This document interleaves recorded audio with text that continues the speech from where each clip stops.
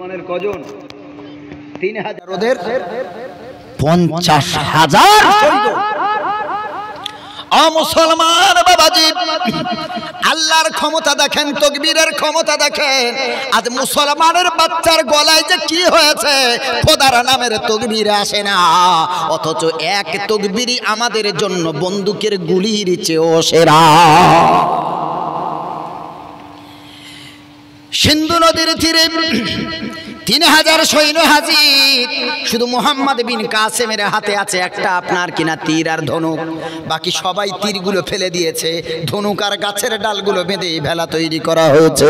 কারণ মুহাম্মদ বিন কাসেম বলেন, শোনো সাথীরা, যুদ্ধ হবে আল্লাহ দিত ক্ষমতায়, আমাদের নিজস্ব ক্ষমতায় যুদ্ধে জয়লাভ করার ক্ষমতা নাই। সিন্ধু নদীর তীরে প্রথম এই ভারতের জমিনে মুহাম্মদ বিন কাসেম 3000 সাথীদেরকে নিয়ে আজান দিয়ে তাকবীর দিয়ে 3000 সাথীদেরকে নিয়ে সিন্ধু নদীর তীরে প্রথম আজান দিয়েছে। আজান দিয়ে প্রথম ফজরের নামাজ আদায় করেছে সিন্ধু নদীর তীরে। নামাজ হয়ে গেল, সূরা ইয়াসিন পড়া হলো। এরপরে আল্লাহর কাছে দোয়া চাই, আল্লাহ আমাদের জোরে আজকে বল প্রয়োগ করে আমরা যুদ্ধে জয় লাভ করতে পারবো না। ওদের সৈন্য আছে 50,000, আমরা আছি মাত্র 3000। আল্লাহ আমাদের ক্ষমতা নাই, তুমি আল্লাহ তোমার কুদরতি ক্ষমতায় জয়দান করো। দোয়া শেষ হয়ে গেল, সব সাথীরা এক জায়গায় বসলো। মুহাম্মদ বিন কাসেম বলল, এসো তাকবীর দাও খোদার নামে। আমাদের কাছে তো কোনো তীর নাই, ধনুক নাই, তলবার নাই, কিছুই নাই। আমরা সশস্ত্র বাহিনীও নই, আমরা নিরস্ত্র বাহিনী, আমাদের কাছে কিছুই নাই, কিন্তু আছে একমাত্র আল্লাহর দেওয়া তাকবীর। 3000 সৈন্যর মাঝে মুহাম্মদ বিন কাসেম নারায়ে তাকবীর আওয়াজ দিয়েছে, লিল্লাহি তাকবীরের আওয়াজ দিয়েছে। 3000 মুসলমান সৈনিক একসঙ্গে আল্লাহু আকবার বলে আওয়াজ দিয়েছে। 3000-এর আল্লাহু আকবারের ধ্বনিতে যেই জায়গায় ওই রাজা দাহির সৈন্য সামন্ত নিয়ে দাঁড়িয়েছিল, আল্লাহর কসম ওইটুকু জায়গায় আল্লাহ ভূমিকম্প দান করেছে। ক্ষমতা আছে না নাই? জোরে বলেন, তাকবীরের ক্ষমতা আছে না নাই? আওয়াজ দেন, আল্লাহর জন্য আওয়াজ দেন। বাতিলের আতঙ্কই হলো আল্লাহু আকবারের ধ্বনি। কিচ্ছু নাই মুসলমানের, সব দিক থেকে চেপে ধরছে। মুসলমানের এক আল্লাহই যথেষ্ট। আল্লাহ তাআলা বলেন, আলাইসাল্লাহু বিকাফিন আবদা, আমি আল্লাহকে, এই বান্দা তোদের জন্য যথেষ্ট না? সুবহানাল্লাহ পড়েন। আল্লাহই বলেছেন আমি একাই যথেষ্ট। আল্লাহ বলেন, আমার ক্ষমতার জন্য আমার ছেলের দরকার নাই, মেয়ের দরকার নাই, আমার বাবার দরকার নাই, মায়ের দরকার নাই, আমার কোনো সন্তানের দরকার নাই। আল্লাহ ছেলে মেয়ে আছে বাবাজি, বাপ মা আছে, দাদু দাদি আছে, নানা নানি আছে।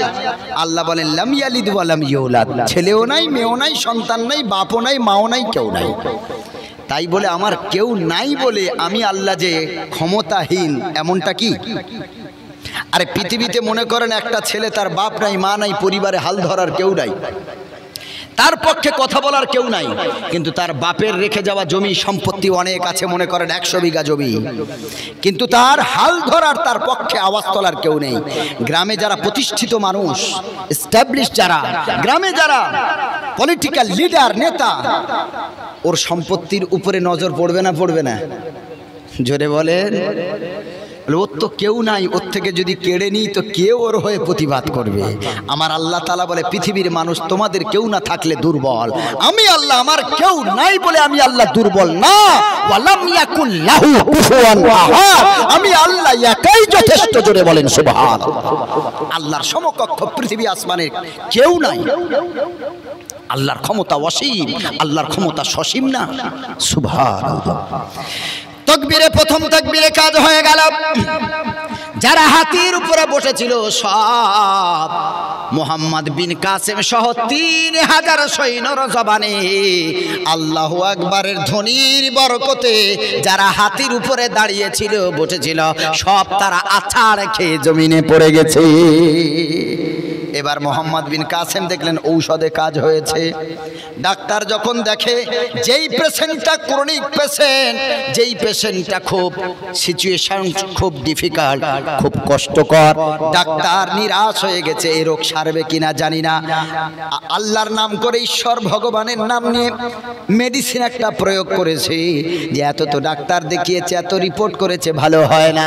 মেডিসিনের ডোজ যখন দিল, প্রথম ডোজেই যখন কাজ হয়ে গেল, 2 সপ্তাহ পরে যখন রুগীটা এসে বলে, এই পেশেন্টটা যখন এসে বলে, ডাক্তার বাবু এত ডাক্তার দেখিয়েছি কোনো মেডিসিনই কাজ হলো না, কিন্তু আপনার কাছে একটা ডোজ খেয়েই আমি 50% সুস্থ।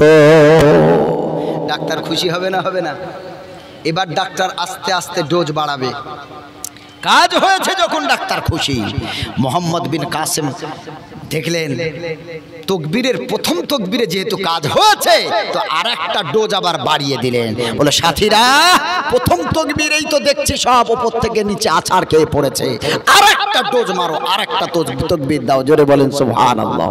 মোহাম্মদ বিন কাসেম দ্বিতীয় তকবীর দিলেন, লিল্লাহি তাকবীর।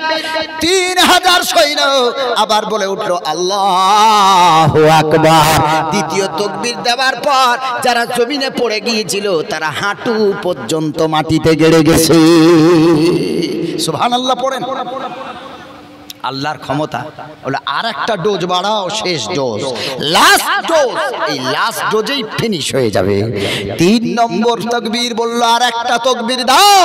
3000 সৈন্য, মুসলিম সৈন্য, 3000 ইমানদার একসঙ্গে আবার বললেন আল্লাহু আকবার। যারা মাটিতে অর্ধদাফন হয়ে গিয়েছিল তারা পুরো মাটির তলায় নিমেষে শেষ হয়ে গেছে। জোরে বলেন সুবহানাল্লাহ। আল্লাহ একজনকে বাঁচালেন, তার নাম হলো রাজা দাহির। যে রাজা ছুটে পালাতে যাচ্ছে হাতির উপরে, মোহাম্মদ বিন কাসেমের হাতে আছে একটা তীর আর একটা ধনু। বিসমিল্লাহ বলে ধনুকে তীর ঠেকিয়ে ছেড়ে দিয়েছে, গিয়ে লাগলো হাতির পিঠে, রক্ত বার হলো। খোদার কুদরতি ক্ষমতায় রক্তে আগুন ধরে গেছে। জোরে বলেন সুবহানাল্লাহ। এ ক্ষমতা কার? ইতিহাসটা পড়ে দেখবেন। রক্ত বার হয়েছে, বারুদে বারুদে ঘর্ষণ লাগলে যেমন আগুন আগুনে ফুলকি ছোটে, আগুন তীর গিয়ে লেগেছে, রক্ত বেরিয়েছে, রক্তে আগুন ধরে গেছে। রাজা দাহির বাঁচার জন্য হাতির পিঠ থেকে লাফ দিয়ে পড়ে পানিতে লাফ দিয়ে পড়ল। সব তাদের জাতিকে বলল, শোন, আরব থেকে এসেছে, ওরা জাদুঘর মুসলমান, কি যেন 3 বার চিৎকার দিয়ে বলল। ওরা আছে ঠিক, দাঁড়িয়ে আছে, কিন্তু আমাদের জায়গায় মাটি নড়তে শুরু করেছে, জাদুঘরকে দেখা যাবে না। এই খবর যখন ছড়িয়ে পড়লো সবাই তখন বলল, ঠিক আছে, অন্তত দেখে তো আসি কেমন জাদুঘর। দেখতে এসে মোহাম্মদ বিন কাসেম 3000 ইমানদারদের আদর্শ দেখে যারা দেখতে এসেছে তারা ইসলামের ছায়াতলে আশ্রিত হয়েছে। জোরে বলেন সুবহানাল্লাহ। আদর্শ দেখে ইসলাম কবুল করে নিয়েছে। কি চিন্তা করছে? আল্লাহর তাকবীরে ক্ষমতা আছে না নাই? ক্ষমতা যদি থাকে তো আল্লাহর বিশ্বাসে আর একবার তাকবীর, লিল্লাহি তাকবীর। ওরে বাবা, বালিশ দেবো নাকি? কি ওয়াজ করছি? কবরস্থানে ওয়াজ করছি রে। তাকবীর দেন, লিল্লাহি তাকবীর, নারায়ে তাকবীর। আওয়াজ দেন না, ইনশাআল্লাহ আল্লাহ তাআলা খুশি হয়ে যাবেন। যা পাপ করেছি, এই পাপে আর আওয়াজ বার হয় গো? কত যে পাপ করে করে চাপ বেড়ে গেছে। এই চাপের পর আর আল্লাহু আকবারের ধ্বনি আসে? আল্লাহর নবী সাল্লাল্লাহু আলাইহি ওয়াসাল্লাম বলেন, যারা আল্লাহ নামের তাসবিহ আদায় করে, আল্লাহ নামের ধ্বনি দেয়, আলহামদুলিল্লাহর জিকির করে, সুবহানাল্লাহর জিকির করে, নবীজি বলেছেন যারা আলহামদুলিল্লাহ পড়বে কিয়ামতের দিন তামলা আলহামদুলিল্লাহ তামলাউল মিজান। নবীজি বলেছেন আলহামদুলিল্লাহ পড়লে মিজানের পাল্লা ভারী হয়ে যায়। যদি কেউ সুবহানাল্লাহ পড়ে, আলহামদুলিল্লাহ এবং সুবহানাল্লাহ দুটোই যদি কেউ জিকির করে গো, যদি দুটোই কেউ একবার করে পড়ে নেয়, নবীজি বলেন তামলানে আও তামলা উমা বাইনাস সামাই ওয়াল আরদি। আল্লাহ নবী সাল্লাল্লাহু আলাইহি সাল্লাম বলেন, যদি কেউ আলহামদুলিল্লাহ পড়ে, যদি সুবহানাল্লাহ পড়ে, আসমান জমিনের ফাঁকা জায়গা আল্লাহ তারে সওয়াব দিয়ে ভরে দেবে। কত সওয়াব! আমার মা বোনেরা, আপনারা একটু সামনের দিকে এগিয়ে বসেন এবং প্রত্যেকের পাশাপাশি ফাঁকা জায়গা পূর্ণ করেন। আমি শুনলাম যে পিছনে বসার জায়গা নেই। আপনাদের কাছে আমি ছেলে হিসেবে, ভাই হিসেবে রিকোয়েস্ট করছি, আপনারা সামনের দিকে এগিয়ে আসেন, আর কথা বলবেন না, সবাই মনোযোগ দিয়ে ওয়াজ শোনেন।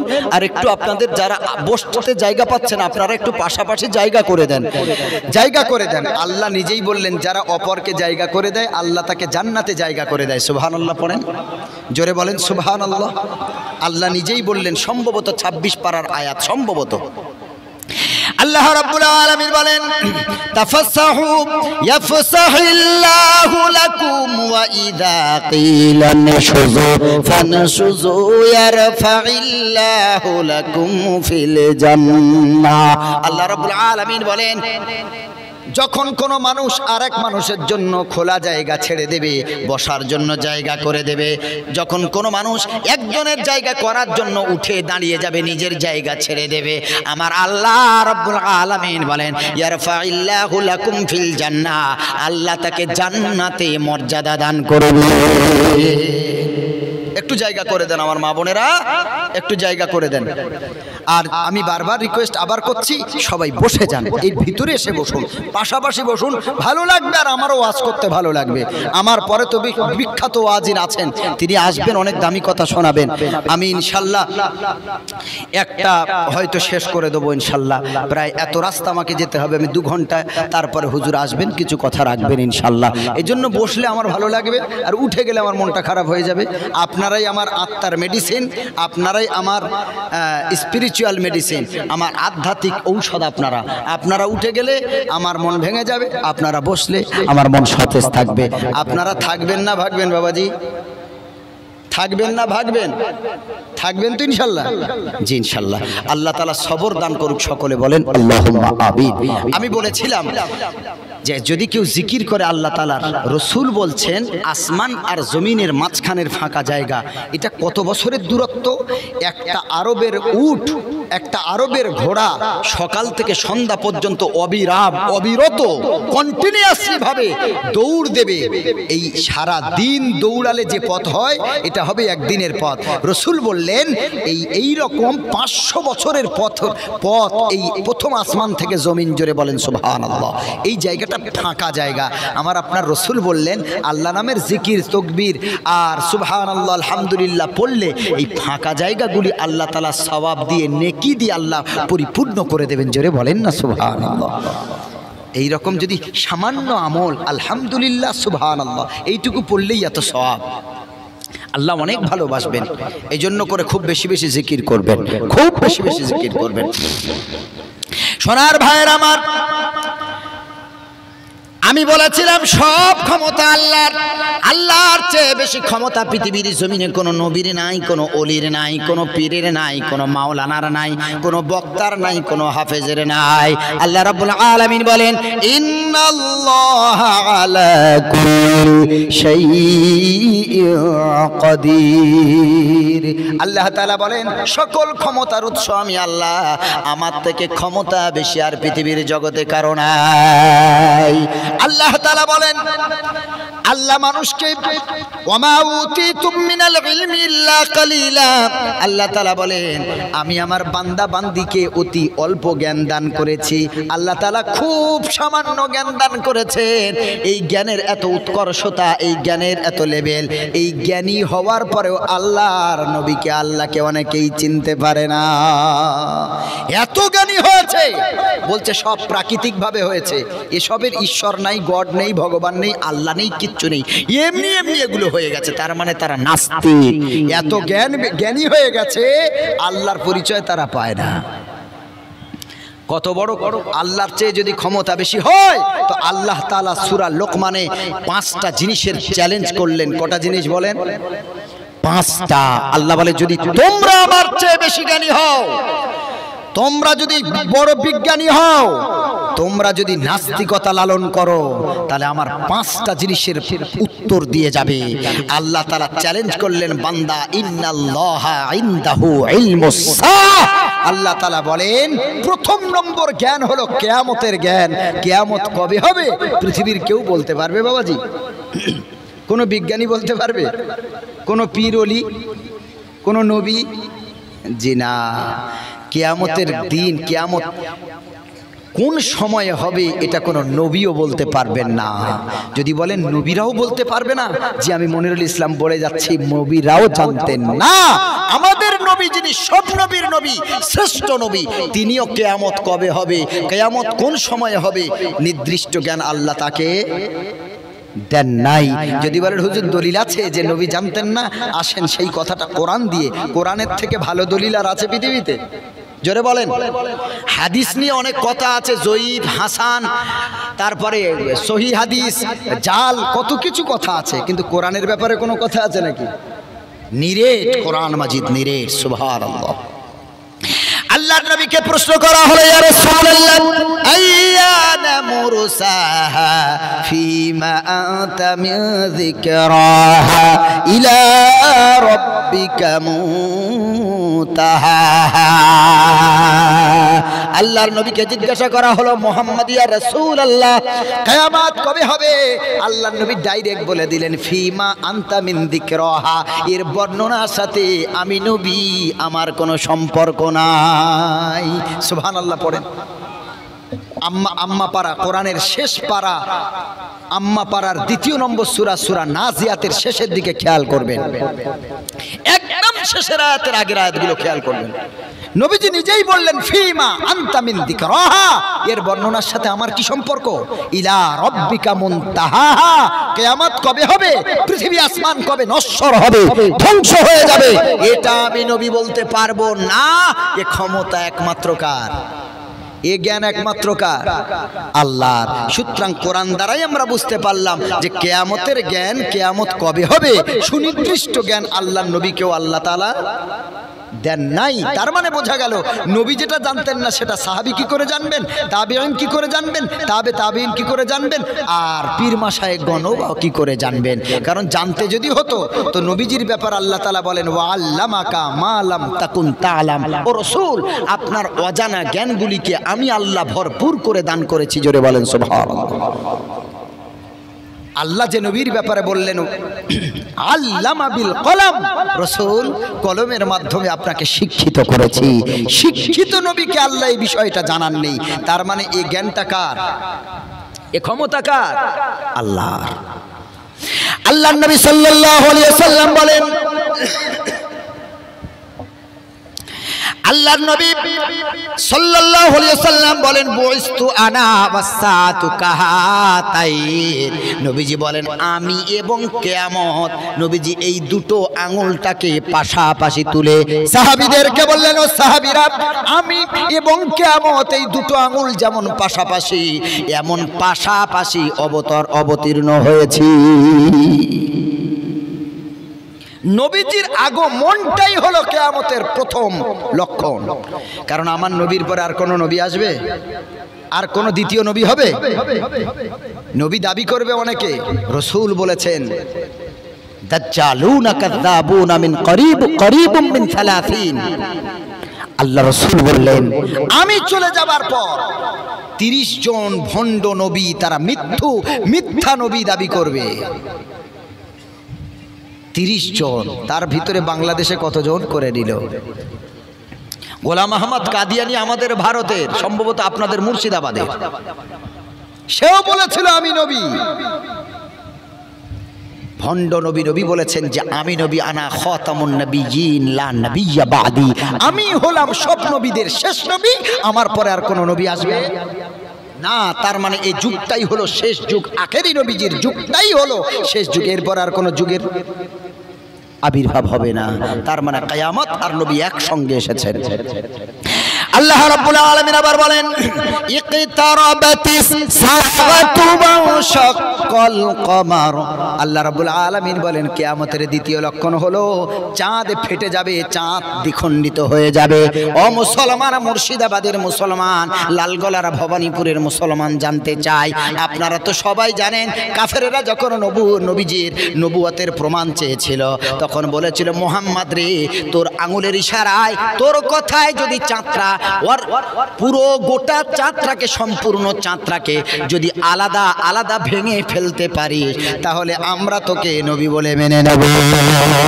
আল্লাহর নবী সাল্লাল্লাহু আলাইহি ওয়াসাল্লাম বিসমিল্লাহির রহমানির রহিম বলে শাহাদাত আঙ্গুলি উঁচু করে চাঁদ বরাবর আঙুল তুলে নবীজি এভাবে টান দিলেন, বেলেট যেভাবে টান দিলে আলাদা আলাদা কেটে যায়, দ্বিখণ্ডিত হয়ে যায়, আমার নবীর আঙুলের ইশারা ব্লেটের চাইতে খুরের চাইতেও এত দ্রুত কাজ করলো।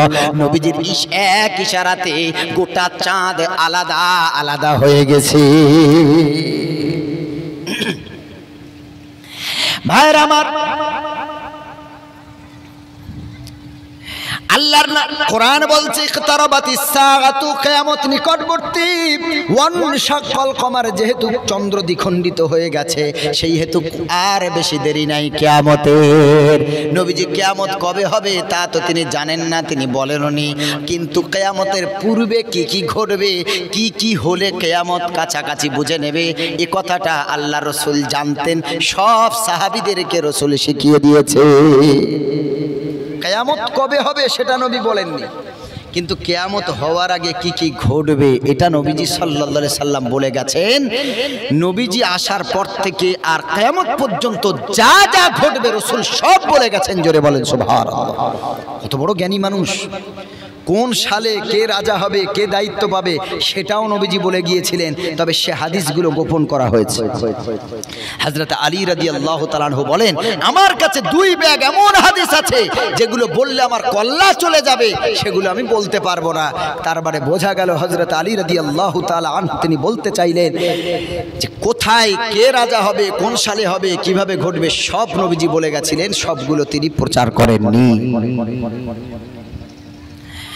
আল্লাহর নবী সাল্লাল্লাহু আলাইহি ওয়াসাল্লাম, আপনারা পয়েন্ট মনে রাখবেন, আমি আয়াত তুলেছিলাম 5টা জিনিসের জ্ঞান আল্লাহ ছাড়া আর কেউ জানে না।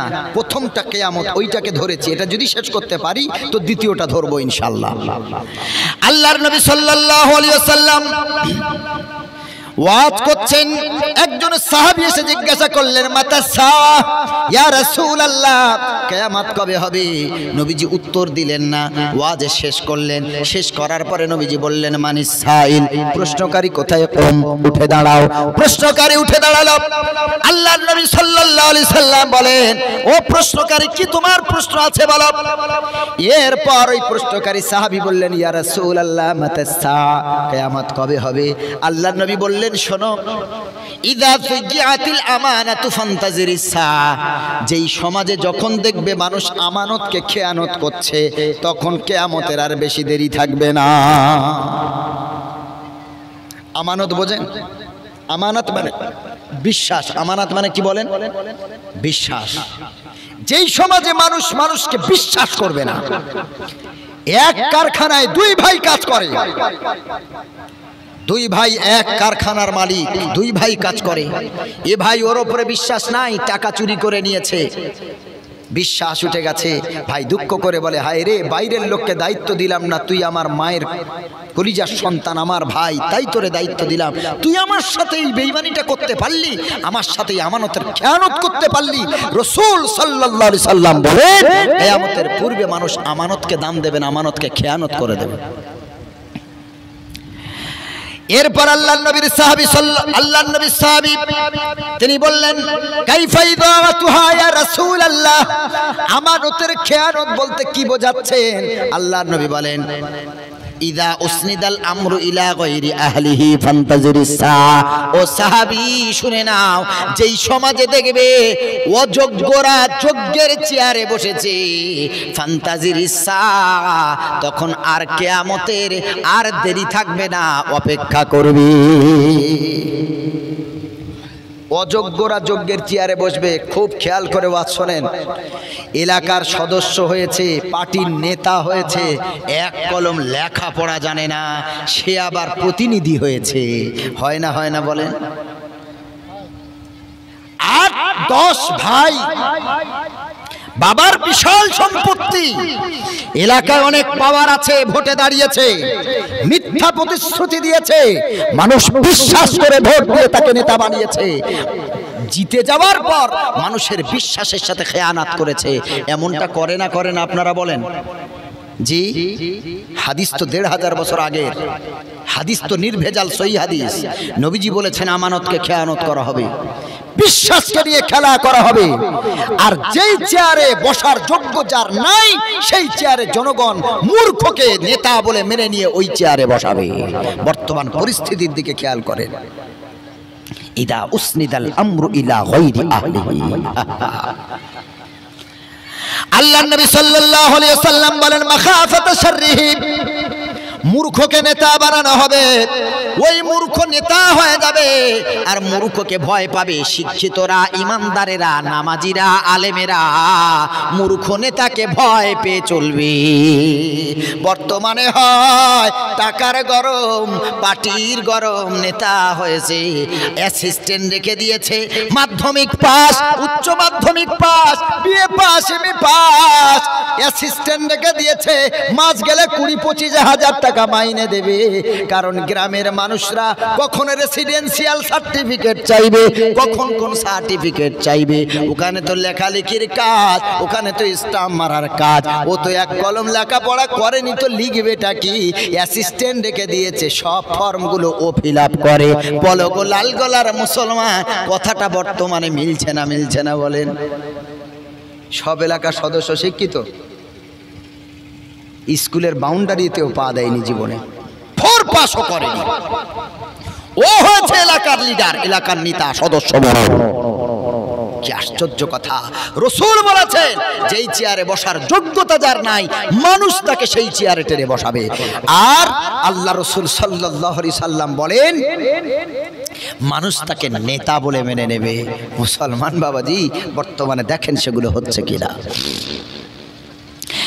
আল্লাহর নবী সাল্লাল্লাহু আলাইহি সাল্লাম বলেন কিয়ামতের পূর্বে মুসলমানেরা শিরিক করবে, মুশরিকদের সাথে মিলিত হবে। শুধু তাই না, আমার রাসূল সাল্লাল্লাহু আলাইহি সাল্লাম বলেন মুসলমান হয়েও ও ঠাকুর পূজা করবে। নাউজুবিল্লাহ পড়েন। বাংলাদেশের বক্তা আছেন, আপনারা কেউ চলে যাবেন না। এরপর বাংলাদেশ থেকে বক্তা এসেছেন, আপনাদের সামনে বক্তব্য পরিবেশন করবেন। আপনারা কেউ উঠে চলে যাবেন না। সরেন। নবীজি বলছেন মুসলমানেরা ঠাকুর পূজা করবে। বর্তমানে অনেক মুসলমান নেতা আছে, তারা ভোটের স্বার্থে মন্দিরে গিয়ে, ঠাকুরের প্যান্ডেলে গিয়ে তারা ফুল বিসর্জন দিচ্ছে, পূজা করছে, প্রসাদ খাচ্ছে। কথা সত্য বলছি না মিথ্যা বলেন? হ্যাঁ, আরে এটা হচ্ছে না, হয়নি? এগুলো বললে আমার কি জেল হবে? তো হোক না, আমি তো হাদিস শোনাচ্ছি আপনাদের। হবে তো কি আছে, মরে তো যাবো একদিন। আল্লাহর নবী সাল্লাল্লাহু আলাইহি ওয়াসাল্লাম বলেন লা তাকুমুস সাআহ, অতক্ষণ কিয়ামত প্রতিষ্ঠিত, কিয়ামত হবে না হাত্তা তালহাক কবাইলু মিন উম্মতি বিল মুশরিকিন। আল্লাহর নবী বলেন আমার উম্মতের একটা দল যতক্ষণ পর্যন্ত শিরিক না করবে, মুশরিকদের সাথে লিপ্ত না হবে, ততক্ষণ কিয়ামত হবে না। ওয়া ইয়াবুদুল আওসান, শুধু তারা মুশরিক হবে না, শিরিক করবে না, শিরিকের সর্বোচ্চ চূড়ায় পৌঁছে যাবে। ওয়া ইয়াবুদুল আওসান, আমার উম্মতের এক দল তারা ঠাকুর পূজা করবে। আমাদের দক্ষিণ 24 পরগনার এক জায়গার এমএলএ আছে, ফিরহাদ হাকিম নামটা শুনেছেন বাবাজি? হ্যাঁ, আমি ওইটা জানা আছে বলে বলছি, তবে আপনাদের মুর্শিদাবাদের খবর তো জানি না, কোন মুসলমান নেতাগুলো তারা যায়। এই ফিরহাদ হাকিমের ভিডিও পর্যন্ত ইউটিউবে আছে, কি সুন্দর করে ঠাকুরের কাছে গড় করছে। আরে এ তো হাদিস, যা পড়েছি যা চোখের সামনে যেন জলজল করছে, চোখের সামনে জলজল করছে। মুসলমান যা, একটা নায়িকা আছে নুসরাত জাহান, নাম শুনেছেন? আরে নুসরাত জাহান নায়িকা আছে, নাম শুনেছেন? কে শোনেনি বাবা, সব তো ফিল্ম নিয়ে বসে থাকে। এই নুসরাত জাহান একটা জৈনকে বিবাহ করলো, তার বাপ আবার হাজী সাহেব। টাকা থাকলে হজ করা এমনিই যায় বাবাজি, কিন্তু ওই হজ কবুল হয়েছে কিনা এটা গ্যারান্টি কে দেবে? এই জন্য তো নবী করিম সাল্লাল্লাহু আলাইহি সাল্লাম বলেন, ইন্নামাল আমালু বিন্নিয়াতি ওয়া লিকুল্লি ইমরিইম মা নাওয়া, ফামান কানাত হিজরাতুহু ইলা দুনিয়া ইউসিবুহা আও ইলা ইমরাআতিন ইয়ানকিহুহা। আল্লাহ রাসূল বললেন, টাকা থাকলেই হজ করলে, হাজী হলে হজ কবুল হবে না। আল্লাহর নবী বলেন, যদি তোমার নিয়ত থাকে যে আমি হজ করব, ওখানে নারী পাওয়ার আশায় ভালো মেয়েকে বিয়ে করব, রাসূল বললেন তুমি ওকে বউ হিসেবে পাবে, আল্লাহর রাসূলকে আল্লাহকে পাবে না। আর যদি দুনিয়ার নাম কামাই করার জন্য টাকার অহংকার করে হজ করতে যাও, রাসূল বললেন ইলা দুনিয়া ইসিবহা, দুনিয়ার জন্য, দুনিয়ার স্বার্থের জন্য যদি তুমি হজ করতে যাও, রাসূল বললেন তুমি দুনিয়ার সম্মান ইজ্জত পাবে, আল্লাহ রাসূলকে পাবে না। তোর এরা হলো সেই শ্রেণীর হাজী সাহেব। মুসলমান বাবাজি, আল্লাহর নবী সাল্লাল্লাহু আলাইহি ওয়াসাল্লাম বলেন, আমার শেষ জামানায় আমার উম্মতের এক দল, তারা মুশরিকের সাথে লিপ্ত হয়ে যাবে, তারা ঠাকুর পূজা করবে। ওগো আল্লাহ, তোমার বান্দা বান্দীদেরকে এই রকম শিরক থেকে আল্লাহ হেফাজত করে নাও। সকলে বলেন আল্লাহুম্মা আমিন। কখনো না ঠাকুর পূজা করবেন না, মাথা নিচু করবেন না। মাথা একমাত্র কপাল ঠেকবে আল্লাহর জন্য। কার জন্য? একমাত্র আল্লাহর জন্য। এই কপাল আর কোনো জায়গায় ঝুঁকবে না। তারা তাদের ধর্ম মানবে, আমরা আমাদের ধর্ম মানব। অনেকে বলে ধর্ম যার যার, উৎসব সবার, বলে না? বলে না? জি না, ধর্ম যার উৎসব তার, ধর্ম যার উৎসব তার। আপনার জন্য আমরা রাস্তায় পাহারা দিতে পারি, মুসলমান হিন্দু আমরা ভাই ভাই একসঙ্গে থাকতে পারি, আপনার জন্য আমি পাহারার ব্যবস্থা করতে পারি, আপনার অন্যান্য কাজে সহযোগিতা করতে পারি। কিন্তু আপনি পূজা দেবেন, ঠাকুর বানাবেন, তার জন্য মুসলমানের ঘাট ধরে চাঁদা তুলবেন, এটা তো আমাদের ধর্মে নিষেধ আছে, এটা তো দেওয়া যাবে না।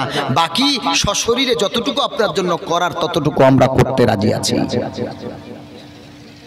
মুসলমান সাবধান, ইমান নিয়ে খেলা, ছিনিমিনি খেলা করা হচ্ছে। ইমান নিয়ে খেলা করবেন না। তাদের যেটা নিষেধ খাওয়া তারা খাবে না, আমাদের যেটা আদেশ আছে আমরা খাবো। এই নিয়ে দ্বন্দ্ব করা যাবে না। আমরা সবাই এক পথে হাঁটবো, এক রাস্তায় হাঁটবো, গলায় গলা মিলিয়ে চলবো, কিন্তু আমাদের ভিতরে যাতে ঐক্যের বন্ধনটা ঠিক থাকে, ভেঙে না যায়, এদিকে আমাদের খেয়াল রাখতে হবে। মুসলমান বাবাজি, কিয়ামতের পূর্বে আর কি কি ঘটবে একটুখানি বলে দিই আমার জোয়ান যুবক ভাইরা। এখনো যারা বাইরে আছেন চলে আসেন, আপনাদের জন্য কয়েকটা হাদিস শোনাই গো। আল্লাহর নবী মুহাম্মদুর রাসূলুল্লাহ সাল্লাল্লাহু আলাইহি ওয়াসাল্লাম বলেন, ইন্না মিন আশরাতিস সাআতি আন ইউরফাল ইলমু ওয়া ইয়াসবুতাল জাহলু ওয়া ইয়াশরাবাল খামরু ওয়া ইয়াযহারুজ জিনা ওয়া ইয়াযহারুর রিবা ওয়া ইয়াযহারুল গিনা আও কামা ক্বালা আলাইহিস সালাতু ওয়াস সালাম। বিশ্বনবী মুহাম্মদুর রাসূলুল্লাহ সাল্লাল্লাহু আলাইহি ওয়াসাল্লাম বলেন, কিয়ামতের পূর্বে ইউরফাল ইলমু, ইলম উঠে যাবে, জ্ঞানী মানুষ শূন্য হয়ে যাবে, জ্ঞানী মানুষরা মারা যাবে, ভালো ভালো আলেম দুনিয়া থেকে উঠে যাবে। আলেম উঠে যাওয়ার কারণে ইলম শূন্য হয়ে যাবে দুনিয়া। আর কি হবে? ওয়ায়াসবুতাল জাহালু, ইলম যখন উঠে যাবে তখন মূর্খতা বিরাজ লাভ করবে। ভালো ভালো আলেম উঠে যাবে আর মূর্খতা ছেয়ে যাবে। বর্তমানে হচ্ছে না, হয়নি? মূর্খের আধিক্য বেশি, শিক্ষিত মানুষ কম। রাসূল বললেন ইলম উঠে যাবে, আর যারা আলেম নয় এই মূর্খরা আলেমদের নামে, নামের লেবাস পরে বলবে আমি আলেম। জীবনে মাদ্রাসার বাউন্ডারি পা দেয়নি, জীবনে মাদ্রাসার বাউন্ডারি পা দেয়নি। আর কাউকে মানে না, সব মনে করে আমি যেটা বুঝি ওটাই সঠিক। এমন এমন বিভ্রান্তিমূলক ফতোয়া দেবে, রাসূল বলে গেছেন কিয়ামতের পূর্বে ফাসুইলু ফাফতাউ বিগাইরি ইলমিন, মানুষ মূর্খের কাছে ফতোয়া চাইবে, আর মূর্খ মানুষ না জেনে ফতোয়া দেবে, তাতে মানুষ বিভ্রান্তির বেড়াজালে আবদ্ধ হয়ে যাবে। আলেমদেরকে মানে না, যারা 10 বছর 12 বছর মা বাপ ছেড়ে পরিবার ছেড়ে মাওলানা হলো, ইলম শিক্ষা করলো, তাদেরকে মানে না। 2 দিন চটি বই পড়ে কে কোথায় শায়েখ হয়েছে তাদেরকে বিশাল আলেম বিশাল মুফতি বলে ফতোয়া দিয়ে দিয়েছে। আর তারা যেটা বলে ভুল না ঠিক বোঝার দরকার নেই, যে কোনো একটা দলিল দিলেই বাস মেনে নিল। রাসূল বলে গেছেন কিয়ামতের পূর্বে বিশাল বিশাল ফিতনা আসবে। আল্লাহ রাসূল বলেন ইন্না বাইনা ইয়াদাই সাআতি ফিতানান কাআন্নাহা কিতাউল লাইলিল মুসলিম ইসবিহুর রাজুলু ফিহা মুমিনান ওয়া ইউমসি কাফিরান। আল্লাহর রাসূল বলেছেন কিয়ামতের পূর্বে রাতের ঘন কালো অন্ধকারের মতো ফিতনার আবির্ভাব হবে। মানুষ কোনটা ঠিক আর কোনটা বেঠিক এটা মানুষ বুঝতে পারবে না। আল্লাহর রাসূল বললেন ওই ফিতনার জামানায় ইসবিহুর রাজুলু ফিহা মুমিনান, একজন মানুষ সকালে থাকবে ইমানদার, ওয়া ইউমসি কাফিরান, সন্ধ্যায় হয়ে যাবে কাফের। একজন মানুষ সন্ধ্যায় থাকবে ইমানদার, একজন মানুষ সকালে হয়ে যাবে কাফের। ওয়াবিউ ফিহা আকওয়ামুন খলাকাহুম বিআরদিন মিনাদ দুনিয়া। রাসূল সাল্লাল্লাহু আলাইহি সাল্লাম বলেন ওই ফিতনার জামানায়, ওই ফিতনার সময়ে একদল মানুষ তারা নিজের আখলাক চরিত্রকে পৃথিবীর স্বার্থের বিনিময়ে তারা বিক্রি করে দেবে। ওয়াবিউ ফিহা আকওয়ামুন দীনাহুম বিআরদিন মিনাদ দুনিয়া। অন্য হাদিসে রাসূল বলেছেন এক শ্রেণীর মানুষ, একদল মানুষ তারা ফিতনায় আবদ্ধ হয়ে তারা এমন করে তাদের ধর্মটাকেও বেঁচে ফেলবে।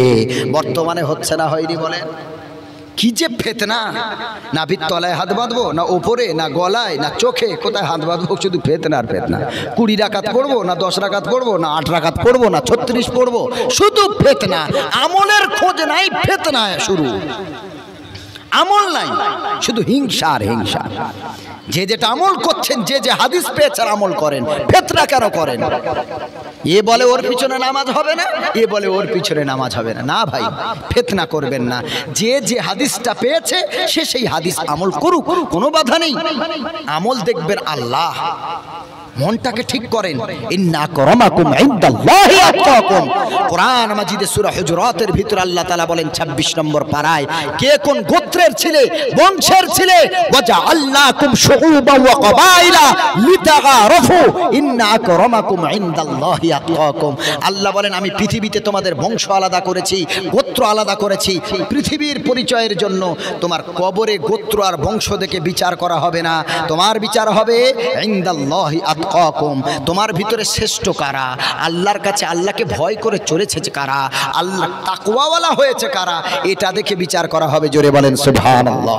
কে আহলে হাদিস ছিল, কে তাবলীগ ছিল, কে সুন্নি ছিল, কে ফুরফুরাবি ছিল, কে দেওবন্দি ছিল, এসব প্রশ্ন কবরে হবে না। খোদার কসম বলছি, কবরে প্রশ্ন হবে ইন্না আকরামাকুম ইনদাল্লাহি আতকাকুম।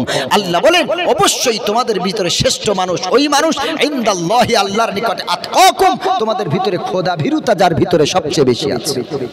খোদার ভয় না থাকলে হিংসা থাকবে বেশি।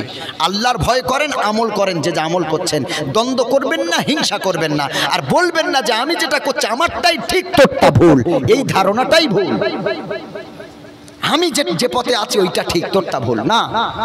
আপনি যে হাদিস পেয়েছেন আমল করেন, আমরা যেটা পেয়েছি আমল করি। আপনি আমার দিকে কেন কাদা ছুড়বেন, আমিও কেন ছুড়বো? আল্লাহ সারা পৃথিবীর সব মুসলমানকে সহি বুঝ দান করো, সকলে বলেন আল্লাহুম্মা আমিন। ভাইরা যেটা বলতে চেয়েছিলাম, আল্লাহর নবী সাল্লাল্লাহু আলাইহি ওয়াসাল্লাম বলেন কিয়ামতের পূর্বে ইলম উঠে যাবে, মূর্খতা ছেয়ে যাবে, আর কি হবে? আইয়া জাহারুর রিবা, সুদ বেড়ে যাবে। বলো গো মুসলমান, বর্তমানে সুদ বেড়েছে না কমেছে বলেন? সুদ বাড়েনি? আমি মনিরুল ইসলামও সুদ খাই, অবাক হলেন না? যত মাওলানার ব্যাংকের অ্যাকাউন্ট আছে সব মাওলানা সুদের সাথে জড়িত। অবাক হচ্ছেন? নবীজি আবু দাউদ শরীফের হাদিস, রাসূল বলেছেন মসজিদে হবে বিশাল চাকচিক্যময় উঁচু উঁচু, আর যত নামাজি থাকবে সব থাকবে সুদখোর। যদি বলেন তোমরা আলেম, তোমরাও সুদ খাও, হ্যাঁ, কি করে খাই দেখবেন? কার অ্যাকাউন্টের, মানে আপনার কার ব্যাংকের অ্যাকাউন্ট নাই, কার এটিএম কার্ড নাই? যার নাই সেই বেঁচে আছে। অ্যাকাউন্ট থেকে 500 টাকা, 1000 টাকা, 5000, 10,000 যখন তুলি একটা রিসিপ্ট দেয়, কখনো কি জীবনে চোখ দিয়ে ওই রিসিপ্টটা পড়ে দেখেছেন ইংরেজিতে কি লেখা আছে? 10,000 টাকা তুললেন, ওই রিসিপে আপনার ওই টাকার ভিতরে কত পার্সেন্ট সুদ দিল ওই রিসিপে লেখা থাকে। ওই টাকার ভিতর আমরা সুদটা নিলাম, জীবনেও আমরা ফলো করলাম না। তা কোথায় আছে আমরা আলেমরা, কোথায় সুদের বাইরে আছে? আল্লাহ হেফাজত করুক, সকলে বলেন আমিন। সহি বুঝ দান করুক, সকলে বলেন আমিন। আল্লাহর নবী সাল্লাল্লাহু আলাইহি ওয়াসাল্লাম বলেন, আপনাদের কাছে প্রশ্ন করি, জেনা করা বড় গুনাহ না সুদ খাওয়া বড় গুনাহ? বলেন, বলতে পারবেন? জেনা বড় গুনাহ না সুদ বড় গুনাহ? দুটোই তো হারাম, কিন্তু বেশি গুনাহ কোনটা? সুদের গুনাহ। কারণ জানেন, রাসূল বলেছেন, কেউ যদি সুদ খায় 36 বার মায়ের সাথে জেনা করলে যেই অপরাধ, একবার সুদ খেলে তার চেয়ে বড় অপরাধ নাউজুবিল্লাহ পড়ে। কি আশ্চর্য কথা! ছি ছি ছি, আস্তাগফিরুল্লাহ। মায়ের সাথে কেউ ফিজিক্যাল রিলেশন করতে পারে গো, মায়ের সাথে কেউ শারীরিক সম্পর্ক জড়িত হতে পারে। তারপরে রাসূল বললেন, মায়ের সাথে সম্পর্ক করা সুদের চেয়ে আরো বড় গুনাহ। আল্লাহ রাব্বুল আলামিন বলেন, আহাল্লাল্লাহুল বাই'a ওয়া হারামার রিবা। আল্লাহ বলেন, আমি আল্লাহ ব্যবসা হালাল করেছি, আমি আল্লাহ পৃথিবীর সকলের জন্য সুদ করেছি হারাম।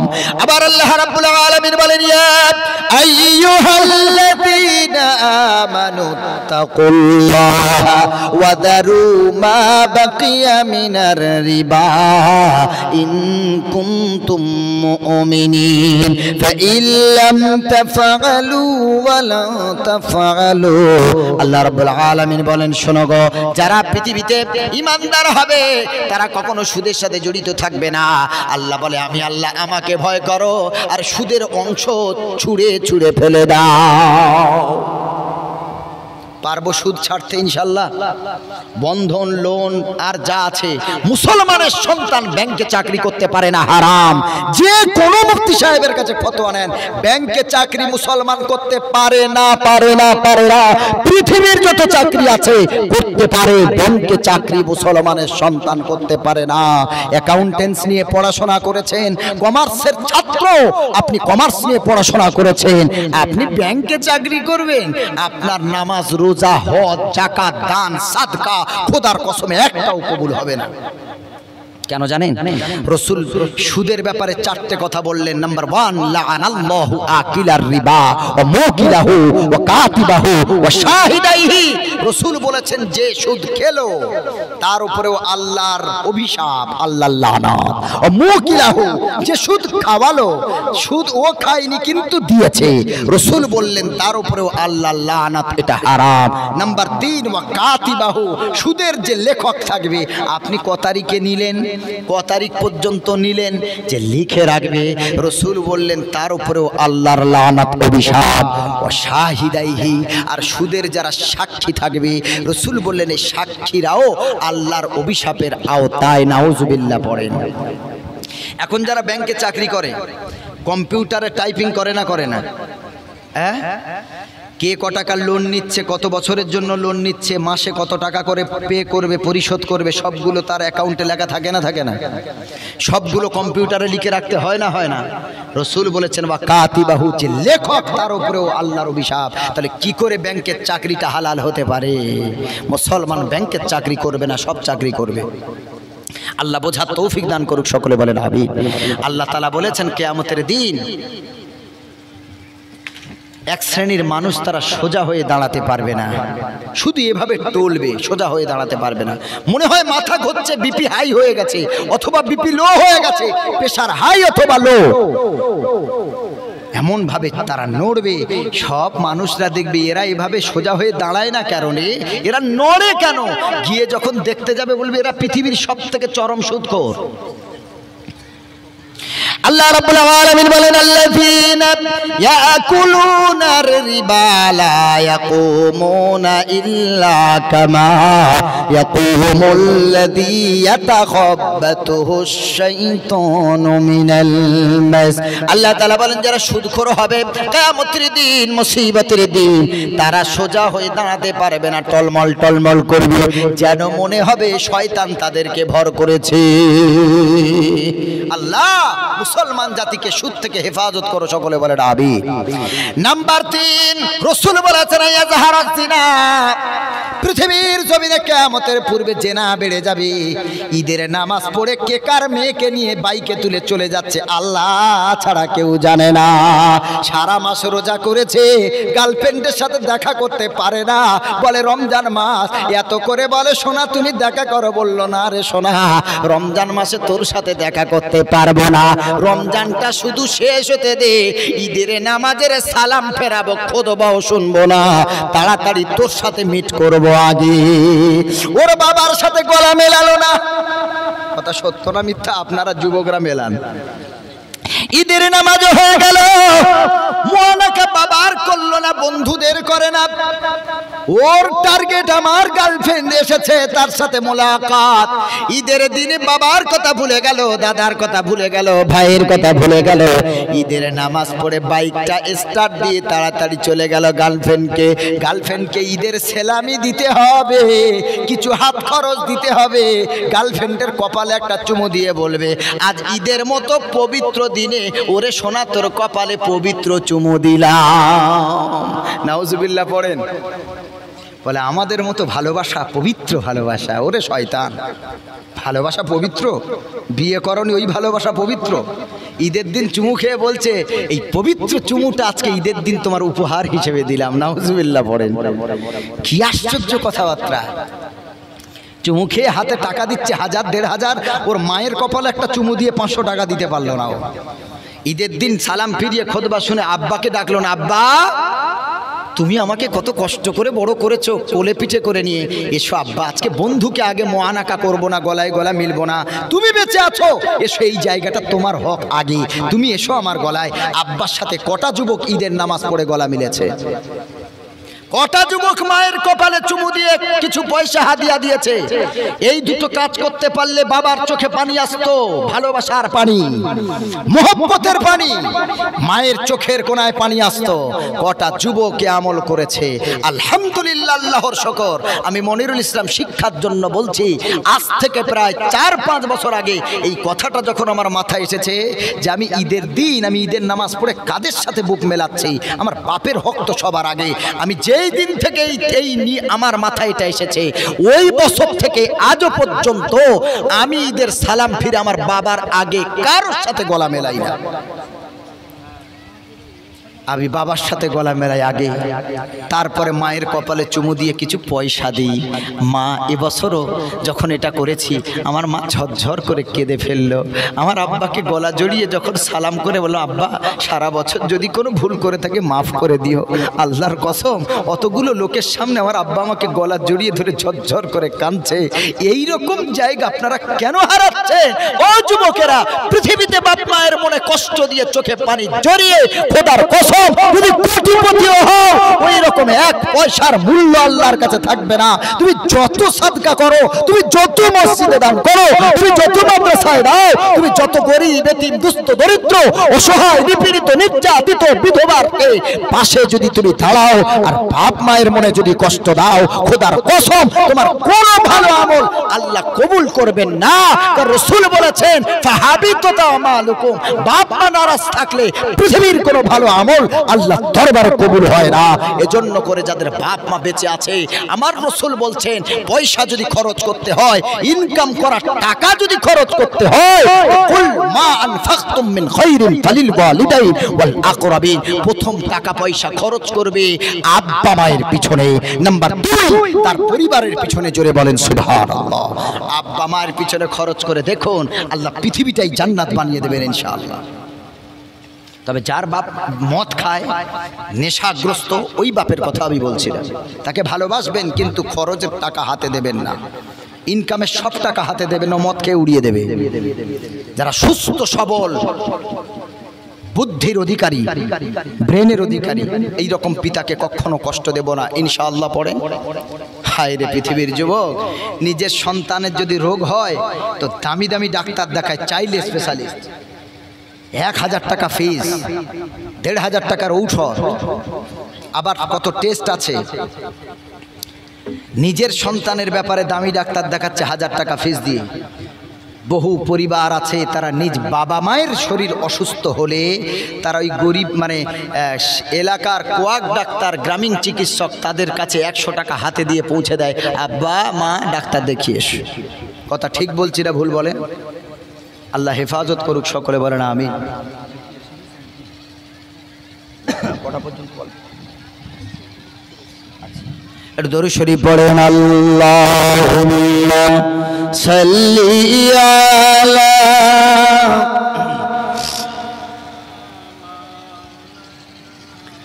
ওয়া আলা আলি সাইয়্যিদিনা।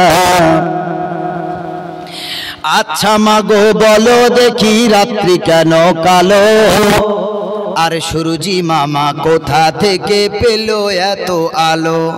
আচ্ছা মাগো বলো দেখি রাত্রি কেন কালো, আর সুরজি মামা কোথা থেকে পেল এত আলো? ফুলগুলি সব নানা রঙের কেমন করে হয়, পাতাগুলি সবুজ কেন ফুলের মতো নয়? দুধ কেন মা এমন সাদা, মরিচ কেন ঝাল, আর আমগুলি সব পাকলে পরে হয় কেন মালাল? চিনি এত মিষ্টি কেন, তেঁতুলে এত টক, আর কালো এত কোকিল কেন, ফর্সা কেন বক? গাধার কেন শিং গজায় না, ঘোড়ার কাঁধে ঝুল, কলা গাছের হয় না তক্তা, তাই কি সৃষ্টি ভুল? মরব জেনে কোকোনাস কেন তৈরি করে চুলা, আর গান গেছে আগুন ধরা এমন আত্মা ভোলা? কি পাখির নাই রে ডানা, কেমন খোদার শান? ঘোড়া কেন দাঁড়িয়ে ঘুমায় বলো আম্মি জান? সারা বছর ব্যাঙগুলি সব চুপটি করে থাকে, আর বাদল পানি পেলে কেন মাতাল হয়ে ডাকে? পশু কেন কয় না কথা, মানুষ কেন কয়? বল না মাগো এসব এমন কেমন করে হয়? নারীর কেন গোপ গজায় না, মুখে হয় না দাড়ি? নারীর কেন গোপ গজায় না, মুখে হয় না দাড়ি? আর গলার সুরে মধু ভরা, বুকে দুধের হাঁড়ি? সকাল বেলা ঘাসের ডগায় শিশির কেন ঝরে? সকাল বেলা ঘাসের ডগায় শিশির কেন ঝরে? আর বিচুটি পাতা লাগলে কেন গা কুটকুট করে? বাঘের কেন বাচ্চা হয় 12 বছর পরে? বাঘের কেন বাচ্চা হয় 12 বছর পরে? আর সিংহ শাবক জন্ম নিলে শূন্যতে লাফ মারে। নারে তাকবীর, নারে তাকবীর। যারা ঘুমাচ্ছেন হাত তোলেন, নারে তাকবীর। আল্লাহু আকবার। কি সব বোনা দেখ। मैं क्या बोल रहा हूँ ये तो पहले सुनना चाहिए। আমি বলছি যারা ঘুমাচ্ছেন হাত তোলেন। তকবীরের ঠেলায় সব হাত তোলায় রেডি। কি গো বাবা, ট্রেনে বিক্রি হচ্ছে রুটি তরকারি। ট্রেনে একজন ঘুমাচ্ছিল, চমকে উঠে বলছে ভাই এদিকে আয়, এত খিদে লেগেছে, ক্ষুধা তাড়নায়। যা রুটি তরকারি ছিল সব খেয়ে নিয়েছে। খেয়ে নিয়ে হাত ধুয়ে আবার ঘুমাতে যাচ্ছে। এবার এই ট্রেনের হকার বলছে ও ভাই টাকাটা দিয়ে ঘুমাও। ও চশমা খুলে চোখ বার করে বলছে এই টাকা মানে? তুই তো বললি রুটি সরকারি, আমি জানি ট্রেনও সরকারি, খাবারও সরকারি। ও বলছে মারবো কম আর দৌড় করাবো বেশি। আমি রুটি সরকারি বলেছি না রুটি তরকারি বলেছি? তোমার সরকারি শুনতে কে বলেছে ঘুমিয়ে ঘুমিয়ে? আপনারা যারা বেখেয়ালে হয়ে ওয়াজ শুনছেন, আমি কি বলছি আগে শোনেন। বলছি যারা ঘুমাচ্ছেন হাত তোলেন, সব রেডি। এটা বাই মিস্টেক হয়েছে, আল্লাহ হেফাজত করুক, সকলে বলে আমিন। সকল ক্ষমতা কার হাতে? আল্লাহর। হুজুর চলে আসছে, ব্যাখ্যা তো সবে কিয়ামত নিয়ে শুরু করেছি, শেষ করতে পারিনি। ওর পরে ধরলে সারা রাত, কালকের রাত 3 দিন রাত যাবে, শেষ হবে না ইনশাআল্লাহ। আল্লাহ রাব্বুল আলামিনের রাসূল বলেন এলেম উঠে যাবে, মূর্খতা বিরাজ লাভ করবে। নাম্বার 3 সুদ বেড়ে যাবে। নাম্বার 4 জেনা বেড়ে যাবে। আল্লাহ রাব্বুল আলামিন জেনা থেকে হেফাজত করুক, সকলে বলেন আমিন। নাম্বার 4 আল্লাহর নবী বলেন ওয়ায়াজহারুল গিনা, গান বাজনা বেড়ে যাবে। বর্তমানে গান শোনে নাকি? ঠিক বেড়েছে না কমেছে? আল্লাহর তাআলার কোরআন বলছে ওয়ামিনান নাসি মান ইয়াশতারি লাহওয়াল হাদিসি লিয়ুদিল্লা আন সাবিলিল্লাহি বিগাইরি ইলমিন ওয়া ইয়াত্তাখিদাহা হুজওয়া উলাইকা লাহুম আযাবুম মুহিন। আল্লাহ বলে মানুষের ভিতরে কিছু মানুষ এমন আছে মান ইয়াশতারি লাহওয়াল হাদিস, যারা গান বাজনা টাকা দিয়ে কেনে। তার মানে নায়ক নায়িকাকে নিয়ে ফাংশন দেয়, টাকা মানুষের কাছ থেকে নেয়, নিয়ে দামি দামি অর্কেস্ট্রা নিয়ে আসে, দামি দামি সিঙ্গারকে নিয়ে আসে, টাকা দিয়ে তারা গান বাজনা শোনে, অসার কথাবার্তা শোনে, যেই কথার কোনো অর্থ হয় না। আল্লাহ তাআলা বলেন তারা বেগাইরি ইলমিন, অজ্ঞতা বশত তারা এই কাজটা করে। লিয়ুদিল্লা আন সাবিলিল্লাহ, আল্লাহর পথ থেকে সরিয়ে দেওয়ার জন্য তারা এমন কাজ করে। উলাইকা লাহুম আযাবুম মুহিন, আল্লাহ তাআলা বলেন তাদের অপমানজনক মৃত্যু আমি আল্লাহ দেব। গান বাজনা যারা শুনবে মৃত্যু হবে অপমানজনক না সম্মানজনক? বলেন, জোরে বলতে হবে। গান বাজনা শুনলে অপমানজনক মৃত্যু না সম্মানজনক? তো কোরআনে তো আল্লাহ তাআলা বললেন অপমানজনক মৃত্যু দেব। হাদিসে নবী করিম সাল্লাল্লাহু আলাইহি ওয়াসাল্লাম বলেন যেই সমাজে গান বাজনার আধিক্য বেড়ে যাবে, আল্লাহর নবী সাল্লাল্লাহু আলাইহি ওয়াসাল্লাম বলেন জাহারাতুল কায়নাত, কিয়ামতের পূর্বে গায়িকাদের সংখ্যা বেড়ে যাবে। গায়ক গায়িকার সংখ্যা বাড়বে কিয়ামতের পূর্বে। আল্লাহর নবী সাল্লাল্লাহু আলাইহি ওয়াসাল্লাম আবার বলেন কিয়ামতের পূর্বে নারীর সংখ্যা বেড়ে যাবে।